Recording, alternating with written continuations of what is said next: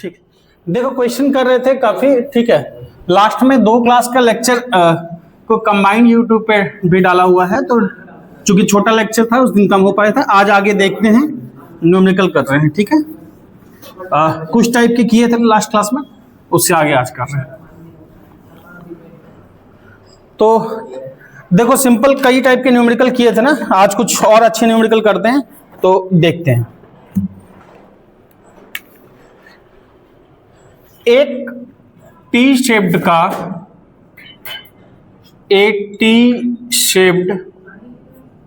Shaped lamina, समझना। Lamina का मतलब होता है कोई भी बॉडी सरफेस क्लोज, एक टी शेप्ड का क्लोज सरफेस है, लैमिना है, जैसा भी है। तो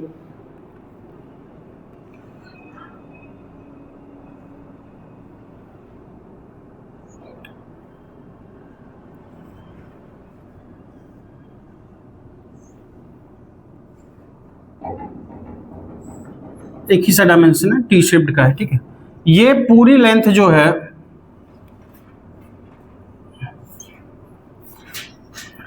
ये पूरा लेंथ है, मान लो से कुछ भी लिख लो, मान लो है ये पूरा से 8 सेंटीमीटर, 8 सेंटीमीटर, ठीक।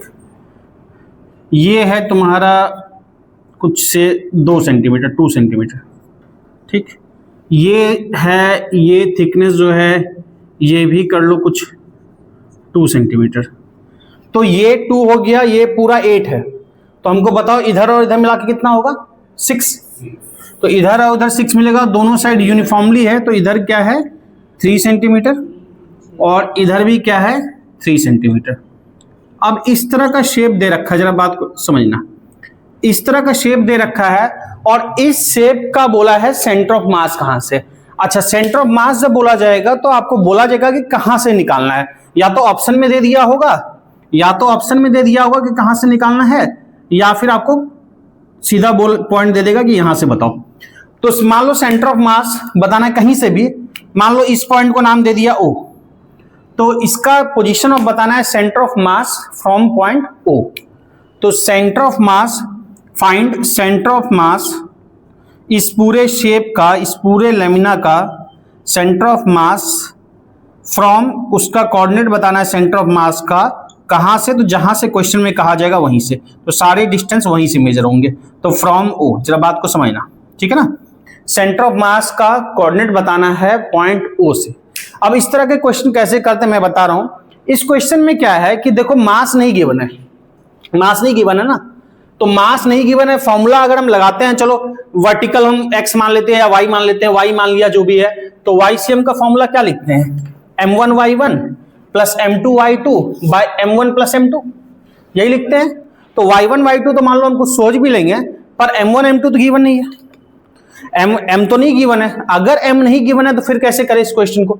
तो पहले मैं एक मेथड से समझाने के लिए पूरा बेसिक बता रहा हूं, उसके बाद उसको आसान कर लेंगे। तो पहले मैं पूरा डिटेल जा रहा हूं, जरा समझना।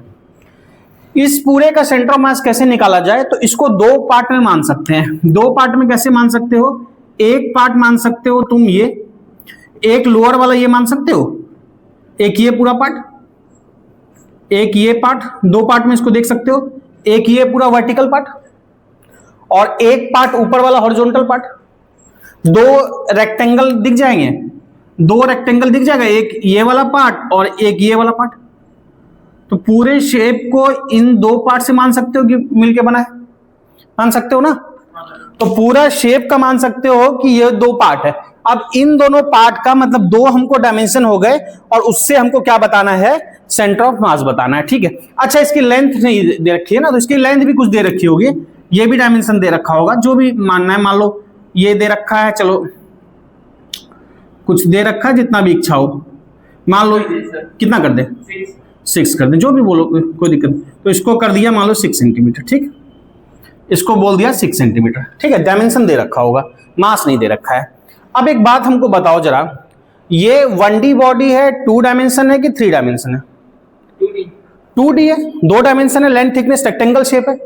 तो 3 तरह के डेंसिटी होता है। यहां मास के लिए बोलेंगे तो मास का डेंसिटी, मास डेंसिटी मतलब क्या होता है, डेंसिटी का मतलब क्या होता है, डेंसिटी का मतलब है डिस्ट्रीब्यूशन कैसा है, डेंसिटी का मतलब डिस्ट्रीब्यूशन कैसा है। एक सेम साइज का ये प्लास्टिक का मार्कर है, इसी डायमेंशन इसी शेप का एक आयरन का मटेरियल ले ले तो कौन ज्यादा भारी होगा? आयरन का। क्यों? क्योंकि उसकी डेंसिटी क्या होगी?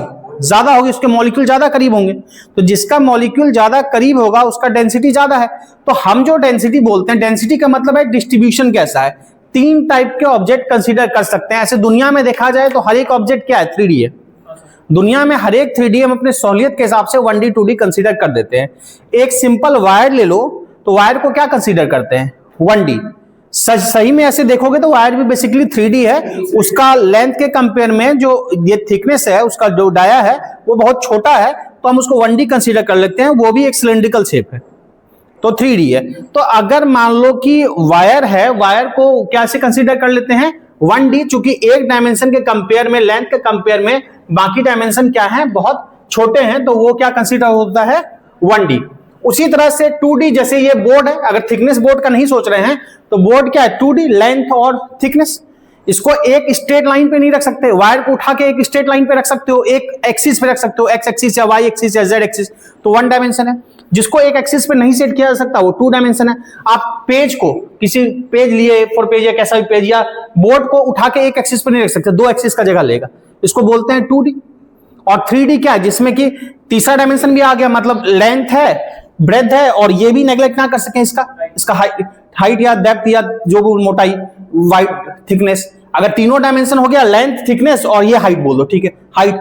अगर तीनों नेग्लेक्ट नहीं कर सकते हैं तो क्या है? 3D है। जैसे ये है 3D है, तीनों का है, लेंथ भी, थिकनेस भी, हाँ वो भी, ये तो हाइट, तो तीनों डायमेंशन 3D है। तो जो हम डिस्ट्रीब्यूशन बोलते हैं, हम जो मास डेंसिटी में पूछता हूं जनरली, तो वो डेंसिटी दरअसल मास डेंसिटी होता है। हम सिंपली क्या पढ़ते आए हैं? हम डेंसिटी बोल देते हैं मास पर यूनिट वॉल्यूम बोलते हैं। हम इसलिए बोलते हैं क्योंकि दुनिया में हर ऑब्जेक्ट क्या है? रियल में 3D है। वायर भी है, बेसिकली 3D है। हम अपनी सहूलियत के लिए 1D कंसीडर कर देते हैं, क्योंकि बाकी डायमेंशन क्या है? नेग्लिजिबल है।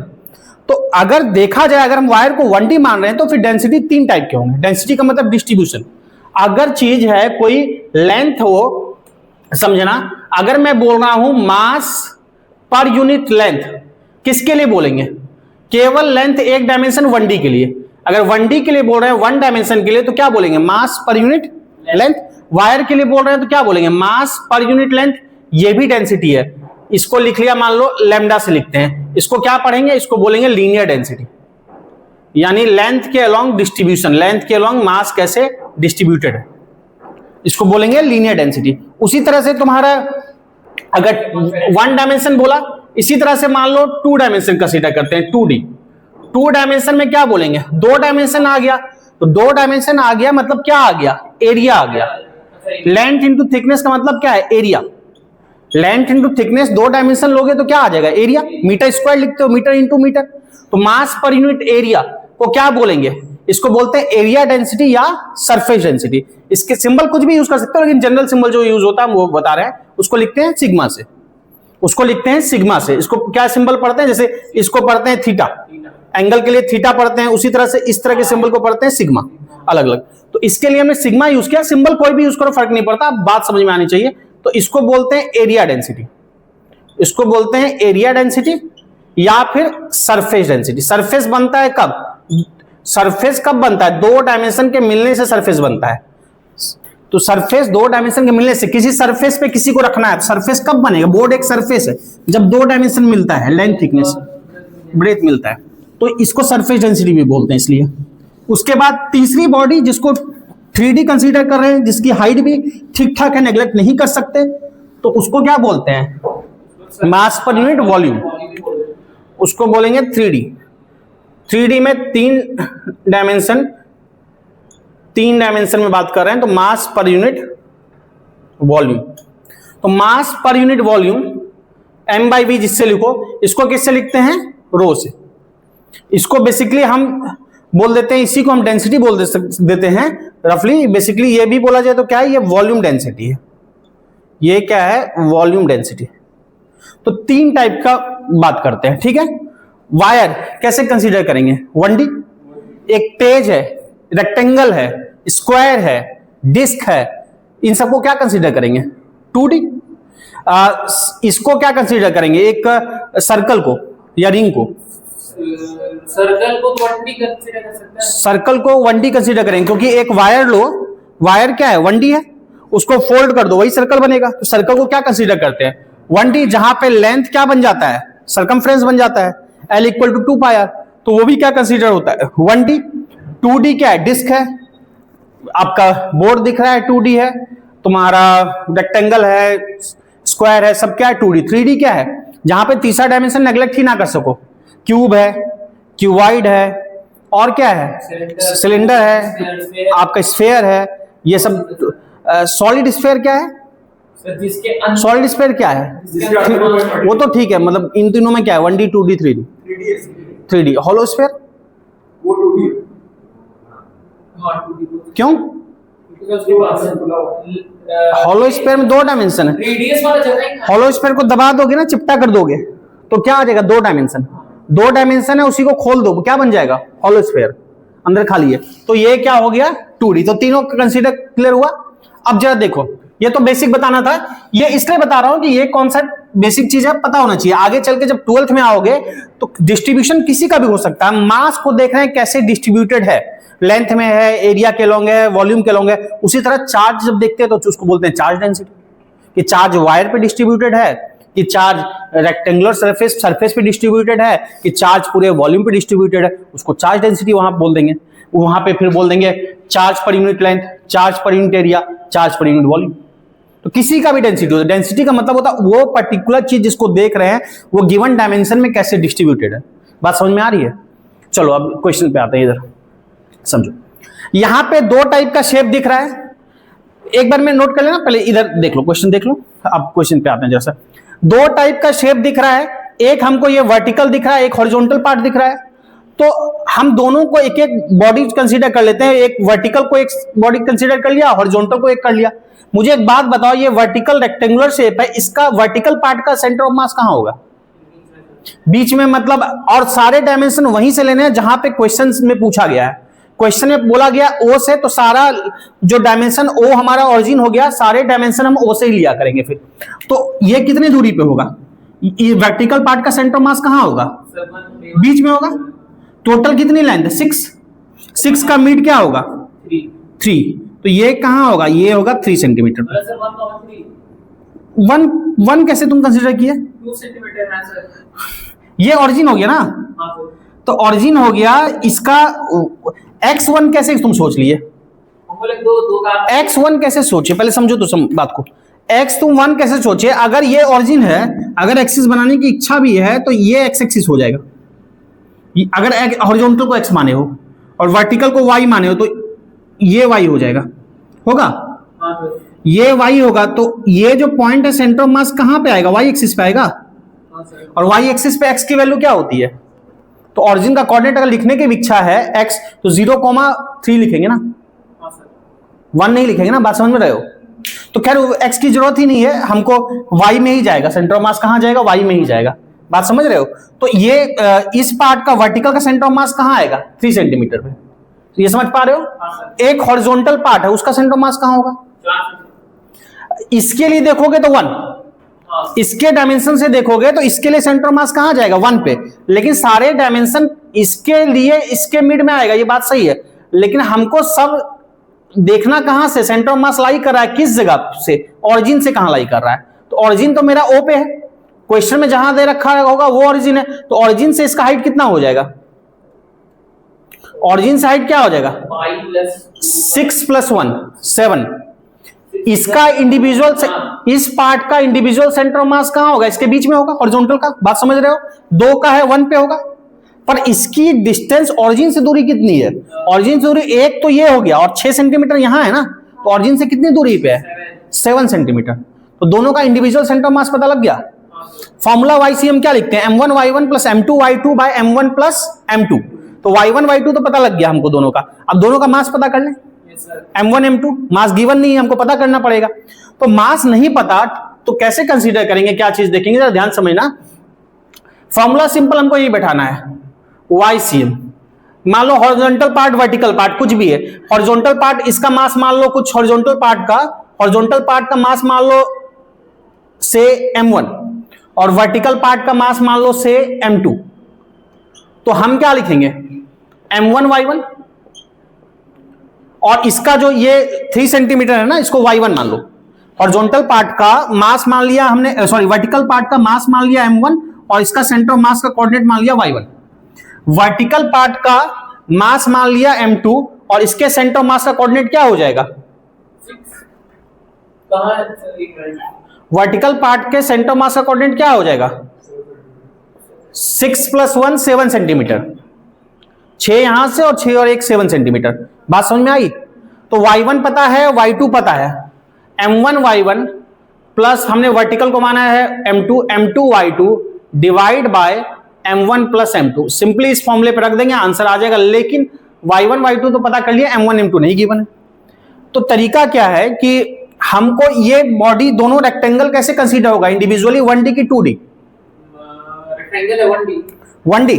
तो अब एक बात बताओ, मास ऑफ हॉरिजॉन्टल पार्ट पता कर रहे हैं, रेक्टेंगल को 1D कंसीडर कर रहे हो, बहुत अच्छा, और वायर को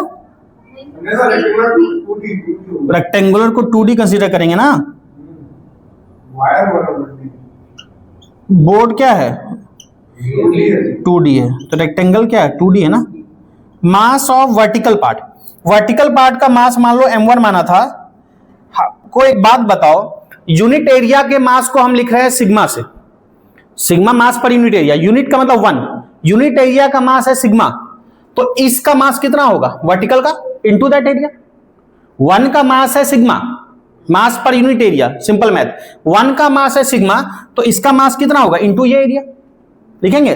तो इसका मास क्या लिखेंगे, सिग्मा, हमने यूनिट का मास मान लिया सिग्मा, तो इसका क्या होगा, सिग्मा इंटू 6 इंटू 2 बोलेंगे। रेक्टेंगल का एरिया, इस रेक्टेंगल का एरिया क्या होगा, लेंथ इंटू थिकनेस, 6 इंटू 2, तो इसका मास 12 सिग्मा निकलेगा। पहले बताओ, इसके मास को बोल सकते हैं 12 सिग्मा, 12 इंटू सिग्मा, जहां पे सिग्मा क्या है, सिग्मा है एरिया डेंसिटी। सिग्मा यहां पे क्या है, सिग्मा हमने मान लिया, सिग्मा हमने मान लिया मास पर यूनिट एरिया। सर वो अच्छा बोलो। सिग्मा लिखे बोलेगा 126। सिग्मा मान लिया से सिग्मा मास पर यूनिट एरिया इतना। पहले बोलो, क्लियर है? उसी तरह से मुझे बताओगे अभी मास ऑफ हॉरिजॉन्टल पार्ट कितना है, हॉरिजॉन्टल इधर से 8 और उधर से 16, क्या लिखेंगे, 16 सिग्मा। हाँ, तो मास रेक्टेंगल है, एक जैसा डायमेंशन है, मतलब एक जैसा मटेरियल सेम है, वो क्वेश्चन में ऑलरेडी कहा जाएगा, नहीं भी कहा जाएगा तो सेम ही लेंगे। तो मटेरियल सेम है, तो हमको बताओ कि यूनिट एरिया का मास कितना है सिग्मा, तो इसका कितना होगा, इसका इंटू दैट एरिया 8 इंटू 2 क्या होगा 16। बात आ रही है समझ में? तो इसका क्या हो जाएगा 16 सिग्मा।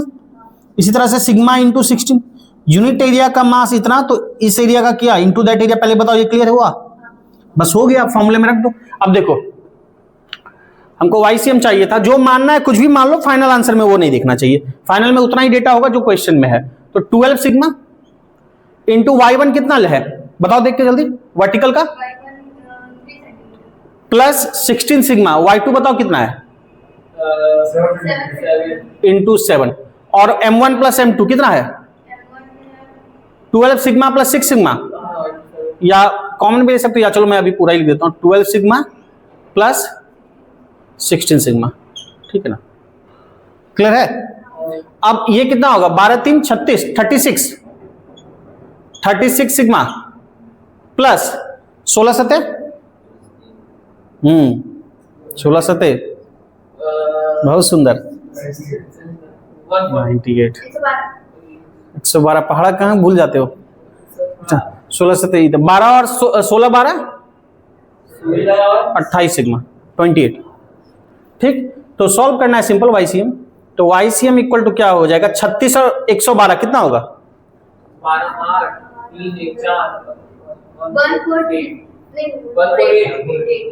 148 सिग्मा। हाँ बोर्ड कैलकुलेशन का तो बैंड बजा दो। देखो अब जो कैंसिल हो रहा है कैंसिल कर दो, इससे ये गया काम तमाम। 4 से कैंसिल होगा, 4 से कैंसिल करने का क्या देखते हो, कैसे देखते हो सर? वो 2 से होना चाहिए, और 2 4 में 2 देखने जाओगे, उसके पीछे में से कुछ तो ऑड इवन वाला था। सबका बेसिक पता नहीं। 4 का कैसे देखते हैं, लास्ट का 2 डिजिट अगर 4 से डिविजिबल होगा तो पूरा नंबर 4 से होगा। लास्ट का 2 डिजिट, ये तो 28 2 ही है, ये 48 डिविजिबल है तो पूरा नंबर भी डिविजिबल होगा। तो लास्ट का 2 डिजिट है डिविजिबल, 48 4 से डिविजिबल है तो पूरा होगा। 4 के 12 2, ये कितना होगा, 4 से 3 37, कितना होगा,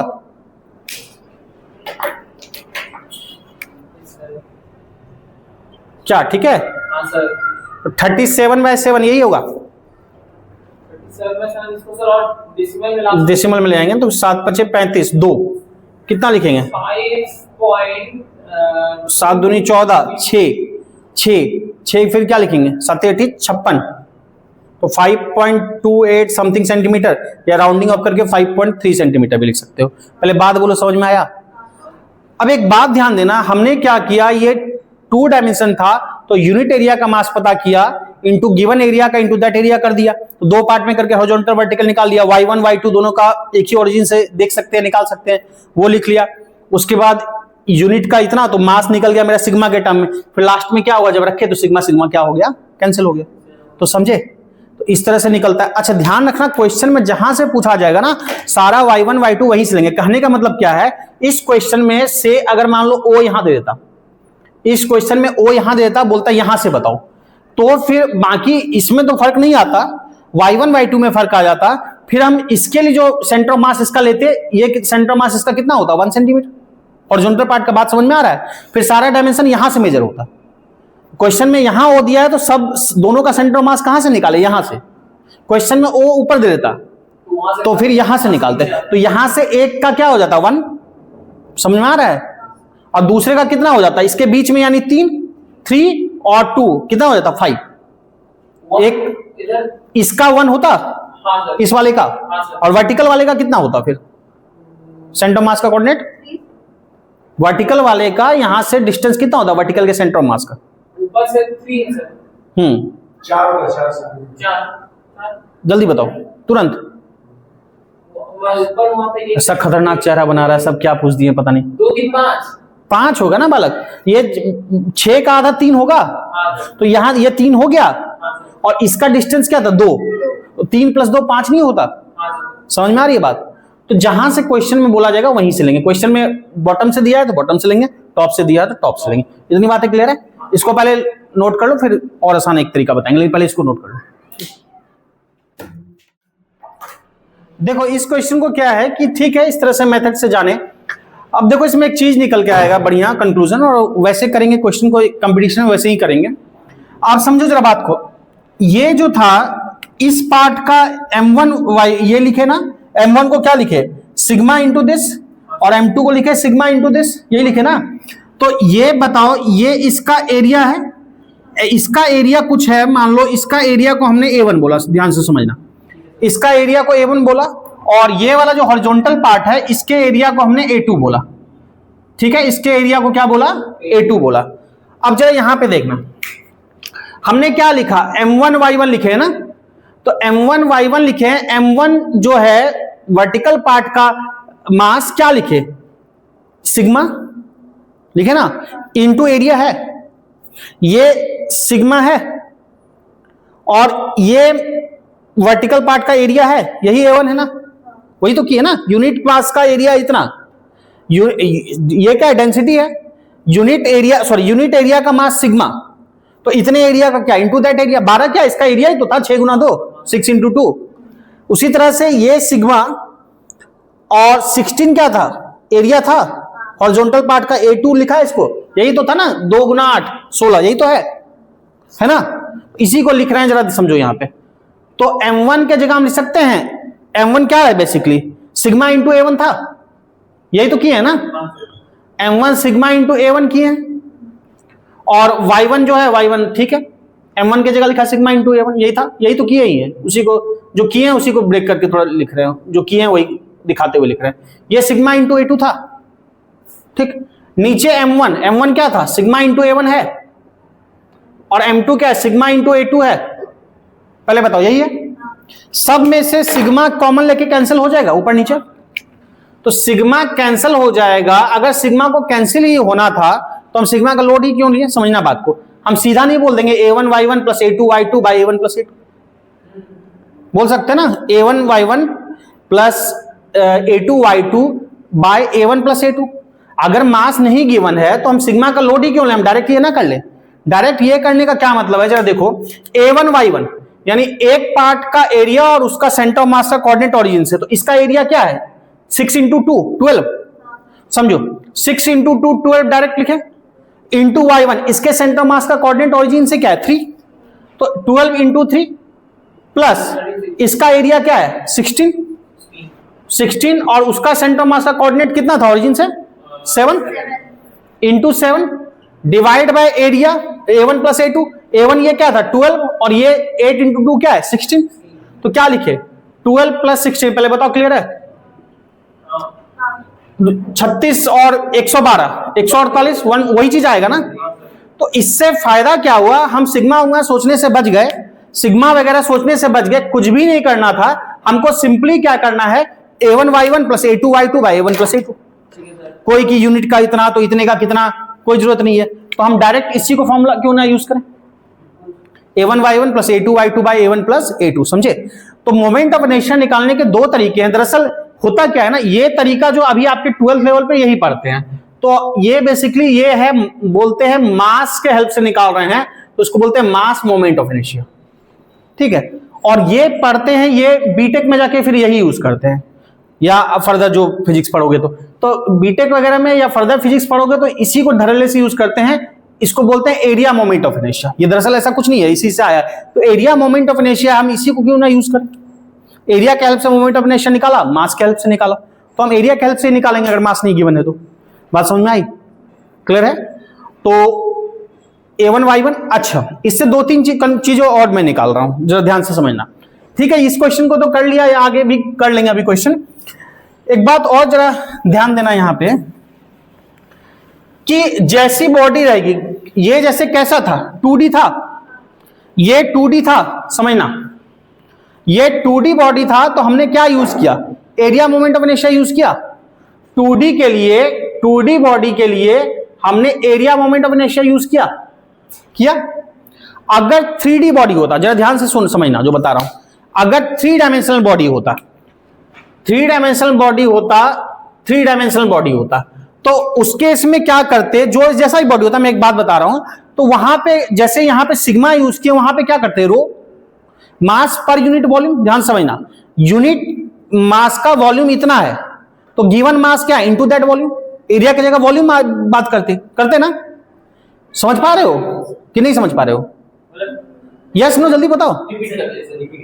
नहीं, यहां पे तुम्हारा 2 डायमेंशनल बॉडी था, तो हम क्या किए यूनिट एरिया का मास लिए थे शुरू में, यूनिट एरिया का मास, अगर 3 डायमेंशनल रहता, 3 डायमेंशन में क्या वॉल्यूम है ना, तो हम यूनिट का वॉल्यूम लेंगे, और वॉल्यूम को लिखते किससे रो से, तो हम यूनिट का वॉल्यूम लिखते और यहां पे यूनिट का एरिया लिखे इनटू दैट एरिया, मास निकल गया, तो वहां पे यूनिट का वॉल्यूम लिखते इनटू दैट वॉल्यूम, हमको मास मिल जाता, मिलता ना। तो 3D में हम जहां पे जैसे मास किसी का भी लिखना होता, मान लो M1 ही से, तो वहां पे क्या होता रो इंटू V1 होता, V1 वॉल्यूम है, समझ पा रहे हो इस चीज को। दूसरा मास क्या होता है यूनिट का वॉल्यूम, यूनिट वॉल्यूम का मास इतना है, तो गिवन वॉल्यूम का क्या है इंटू V2 लिखते। फिर वैसे ही बैठते YCM XCM जो भी होता, XCM YCM जो भी होता, मान लो YCM ही होता, जो भी होता, मैं समझाने के लिए बता रहा हूं, क्योंकि क्वेश्चन को मिल जाएगा सब PYQ में भी, या डायरेक्ट हम यूज करेंगे। तो YCM क्या होगा M1Y1 plus M2Y2, M1Y1 plus M2Y2 bye ऐसे ही M1 प्लस M2 होता, जैसे समझना बात को। तो जो भी Y1 आता हम क्या लिखते rho into V1 into Y1 plus M2 की जगह लिखते rho into V2 into Y2, नीचे क्या लिखते रो इंटू V1 और रो इंटू V2, यही लिखते। यहां सबसे उसी तरीके से रो कैंसिल होता, सबसे जैसे वहां पे सिग्मा कैंसिल हुआ रो, तो हाँ जैसे कैंसिल हुआ वैसे ही, तो वहां फॉर्मूला क्या बन जाता, बस कुछ नहीं एरिया की जगह वॉल्यूम आ जाता। V1 Y1 जैसे स्फीयर वाला क्वेश्चन करके देखोगे, प्रीवियस ईयर में जेईई के क्वेश्चन में मिल जाएगा, जेईई के क्वेश्चन में मिल जाएगा। तो बात समझे, तो 3D में हम डायरेक्ट ये यूज करेंगे अगर मास नहीं गिवन हो, तो 2D में हम ये यूज करेंगे। क्लियर, ज्यादा आपको 2D ही दिखेगा, लेकिन 3D भी दिख जाए तो कर सकते हैं। इतनी बातें क्लियर है, इसको नोट कर लो, फिर बात करते हैं। देखो ये क्वेश्चन की है, समझ में आ गया, तो कैसे डील करेंगे, तो हम सीधा अगर मास नहीं गिवन हो तो ऐसे यूज कर सकते हैं। अभी और क्वेश्चन देखते हैं, कहीं पे अगर मास इजीली निकाला जा सकता है तो कोई इशू नहीं है, लेकिन जहां पे दिक्कत है तो ये यूज कर लेंगे। एक और क्वेश्चन इस तरह से देखते हैं, ये टी शेप्ड का ऑब्जेक्ट था, एक मान लो एल शेप्ड का लेमिना है, लेमिना ऑब्जेक्ट होता है क्लोज शेप ऑब्जेक्ट, तो एक एल शेप्ड का लेमिना है, एल शेप्ड लेमिना गिवन है ये फिगर, कोऑर्डिनेट एक्सिस भी बना दिया है, मान लो इसको एक्स बोल दिया, इसको वाई बोल दिया, ये ऑरिजिन बोल दिया, और लेमिना जो है कुछ इस तरह से है, और हर एक पॉइंट के कोऑर्डिनेट दे रखे हैं। इसका कोऑर्डिनेट है 2,0, इस पॉइंट का कोऑर्डिनेट है 0,2, इस पॉइंट का कोऑर्डिनेट है कुछ 1,2, इस पॉइंट का कोऑर्डिनेट है कितना हो जाएगा 2, और ये 1 है तुम्हारा, तो इसका हो जाएगा 2,1। ठीक है, इस तरह से कोऑर्डिनेट दे रखा है, अलग अलग पॉइंट का कोऑर्डिनेट दे रखा है। जरा बात को समझो, इस पॉइंट का जो कोऑर्डिनेट है ये 1,1 है, इस पॉइंट का कोऑर्डिनेट है 1,1। ठीक, तो शेप्ड ऑब्जेक्ट कैसे है, ऑब्जेक्ट ये एल शेप्ड का ये लेमिना है। ठीक है, इस तरह से शेप्ड है, कोऑर्डिनेट है 0,2, एक्सिस बना लिया इसी पे 1,2, 1,1, 2,1, 2,0। हमको इसका सेंटर ऑफ मास बताना है कहाँ होगा, तो ऑब्वियस है सेंटर ऑफ मास का कोऑर्डिनेट बताना है, कहाँ से बताना है, ऑरिजिन से बताना है, तो ऑरिजिन से सेंटर ऑफ मास का कोऑर्डिनेट बताना है। इस शेप को ध्यान से देखोगे, ऐसे क्वेश्चन में तो नजर नहीं आ रहा है कुछ, पर ध्यान से देखोगे तो, हाँ बोलो, कितने स्ट्रक्चर में काट सकते हो पहले बताओ। तीन स्क्वायर बना सकते हैं, एक ऐसे, हाँ, तो जो चीज हमको आसान हो हम उसमें बांटे। एक वर्टिकल रेक्टेंगल, एक छोटा स्क्वायर बन सकता है, एक हॉरिजॉन्टल। इसको देखोगे सबसे आसान तो 3 स्क्वायर में बांटा जा सकता है, 3 स्क्वायर में सोच सकते हो, एक यहां मिला दो, समझो जरा बात को, ये 3 स्क्वायर बन गया, 1 2 3, सबका डायमेंशन देखोगे ना, ये डायमेंशन कितना हो जाएगा बता सकते हो, ये गिवन नहीं है पर लिख सकते हैं 1,0, यहां से लिख सकते हैं, दिख गया। इसका भी डायमेंशन यहां से लिखा जा सकता है, x 0 है, y कितना है 1 है, 0,1। अब आप अगर देखते हो ना, देखो ये 1/1 का स्क्वायर है, ये 1/1 का स्क्वायर है, ये 2 - 1 ये भी 1, और ये भी 1, ये भी 1/1 का स्क्वायर है, और ये जो है ये डायमेंशन कितना है, ये 0 1 1, ये भी 1 है, और ये 1, 2 - 1 1, तो तीनों 1/1 का स्क्वायर है, तो तीनों 1/1 का स्क्वायर नजर आ गया। हम 3 पार्ट में मान सकते हैं, और फिर फॉर्मूला लगा देंगे x और y के लिए, xcm m1 x1 + m2 x2 + m3 x3 divide by m1 + m2 + m3। अब जरा बात समझो, ये वाला पार्ट जो है इसका सेंटर ऑफ मास कहीं होगा, हमने बोला C1, इस वाले का भी सेंटर ऑफ मास कहीं होगा, हमने बोला C2, इस वाले का भी कहीं होगा, हमने बोला C3। अब इसके सेंटर ऑफ मास का कोऑर्डिनेट बता सकते हो, सारे डिस्टेंस ऑरिजिन से मेजर होंगे, इसके सेंटर ऑफ मास स्क्वायर है तो बीच में होगा, इधर ये 1 है, इसका आधा कितना हो जाएगा 1/2, इसका आधा इधर ये 1 है, आधा क्या हो जाएगा, तो YCM सेंटर ऑफ मास का y कोऑर्डिनेट 1/2 होगा, पहले बोलो कोई दिक्कत। इसी तरह से इसका सेंटर मास अगर यहां से देख रहे हैं, समझो ये 1 है, 1 का आधा 1/2 होगा, तो 1/2 यहां से है, पर सारे डायमेंशन कहां से लेने हैं, ऑरिजिन से, तो कितना हो जाएगा, ये 1 और ये 1/2, ये है ना 1/2, तो इसके सेंटर से ये 1/2 है, ऑरिजिन से कितना है 1, ये वाला 1 है ना, तो 1 + 1/2 3/2 होगा, तो इसका कोऑर्डिनेट सेंटर ऑफ मास का कितना हो जाएगा, ध्यान से देखना, x कोऑर्डिनेट कितना हो जाएगा 3/2, और इसके सेंटर ऑफ मास का y कोऑर्डिनेट कितना होगा 1/2, y 1/2 का ये पूरा 1 है ना, तो इसका आधा यहां से ऑरिजिन से ये लेंथ कितनी होगी 1/2, तो ये 1/2 होगा। पहले बताओ, क्लियर है। इसका कितना होगा x कोऑर्डिनेट 1/2, x यहां होगा 1/2, और y कहां होगा 3/2, ये 1/2 और ये 1, तो 1 + 1/2 कितना हो जाएगा 3/2 होगा, तो ये तुम्हारा 1 + 1/2 ये 1 और ये 1/2, तो 1 + 1/2 ये क्या हो जाएगा 3/2। पहले बोलो तीनों के सेंटर ऑफ मास का कोऑर्डिनेट मिल गया।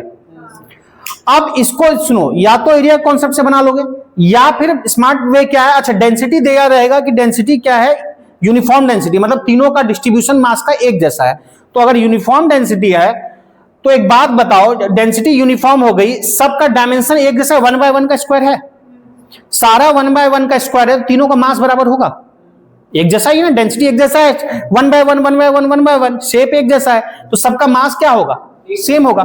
तो यहां पे कर सकते हो पर यूनिट एरिया पर या एरिया वाला लगा सकते हो, पर उसकी जरूरत ही नहीं है। यहां पे हमको मास सबका पता ही है, तो हम मान लेते हैं, तो यहां पे मास ऑफ ईच स्क्वायर, हर एक स्क्वायर का मास कुछ होगा, हमने बोला कितना होगा, सब इक्वल ही होगा, तो हमने बोला m। समझना बात को, यहां सीधा ही दिख गया तो दिमाग क्यों लगाना। अब समझो, जब हम एक्सीएम बोलेंगे पूरे का सेंटर ऑफ मास, तो 3 शेप दिख रहा है, हम क्या बोलेंगे, m1x1 plus m2x2 plus m3x3। इसको मान लो, इसका मास मान लिया m1, इस वाले टुकड़े का मास मान लिया m2, या इसको 3 लिखा है c3 तो m3 लिख दो, और इसके सेंटर ऑफ मास को 2 से लिखा है तो m2 लिख लो।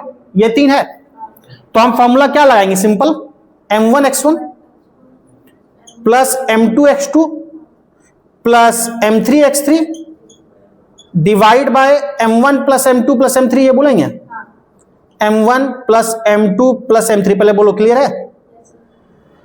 तीनों का मास इक्वल है, mm कर लेते हैं, तो पहला मास और उसके सेंटर ऑफ मास का कोऑर्डिनेट कितना है, 1/2, सबका तीनों का x coordinate 1/2 plus m into दूसरा माना है इसको, दूसरे का x कोऑर्डिनेट कितना है, फिगर में दिख रहा है 1/2, तीसरे का x कोऑर्डिनेट कितना है 3/2।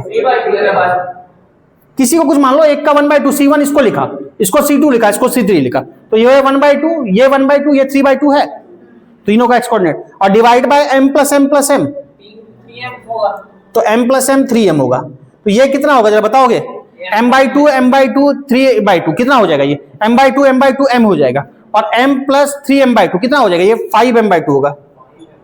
सॉल्व करके देख लो, ये 5m/2 होगा, 2 नीचे आ जाएगा, और नीचे m प्लस m क्या हो जाएगा 3m, m से m चला गया तो कितना आ जाएगा 5/6 सेंटीमीटर। तो xcm कितना हो जाएगा 5/6। अगर xcm निकाल लिए, ycm निकाल सकते हो तुम लोग, ycm निकाल सकते हो। एक बात गौर करना, तीनों मास m है और x कोऑर्डिनेट में 2 1/2 और एक 3/2 है। xcm में दो का 1/2 कोऑर्डिनेट है, एक का 3/2 है। y में भी देखोगे ना अगर ध्यान से, तो y में भी 2 1/2 है और एक 3/2 है। y में भी 2 1/2 एक 3/2 है। आप फॉर्मूले पे लगा के देखोगे सेम ही आएगा, या नहीं मन मान रहा तो आप लगा के देख लो, ycm m1 y1 plus m2 y2 plus m3 y3 divide by m1 plus m2 plus m3। तो m1 क्या लिखेंगे, m इंटू पहले का y कोऑर्डिनेट हाफ है, m इंटू दूसरे का y कोऑर्डिनेट 3/2 है, m इंटू तीसरे का y कोऑर्डिनेट 1/2 है, और नीचे m प्लस m 3m है। तो मामला तो वही पड़ेगा, उतना ही आएगा 5m/2 बाय 3m। या हमको दिख गया 2 हाफ है कोऑर्डिनेट और एक है 3/2, तो इसका भी सेम ही आना चाहिए था, तो सेम आएगा भी 5/6 सेंटीमीटर। पहले बताओ ये क्लियर हुआ। तो एक्सीएम और वाईसीएम कितना होगा 5/6 और 5/6। इतना क्लियर है कोई, ठीक है, इस टाइप के क्वेश्चन कर पाओगे।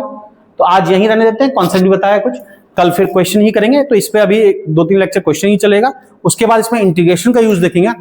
फिर इंटीग्रेशन में जाओगे तो एडवांस के क्वेश्चन से या इंटीग्रेशन अप्लाई करना भी आना चाहिए, इसलिए मैं थोड़ा डिटेल में जाऊंगा, अलग अलग चीजों का सेंटर मास डिराइव करके दिखाऊंगा, जो आपके कॉन्सेप्ट की क्लैरिटी के लिए जरूरी है अच्छे क्वेश्चन कर पाने के लिए। तो थोड़ा डेप्थ में जाएंगे इस चैप्टर में, थोड़ा सा टाइम लगेगा, थ्योरी में नहीं है, थ्योरी ऑलमोस्ट हो चुका है, छोटा मोटा कुछ आएगा, मेन है कॉन्सेप्ट क्वेश्चन, ठीक है। चलो।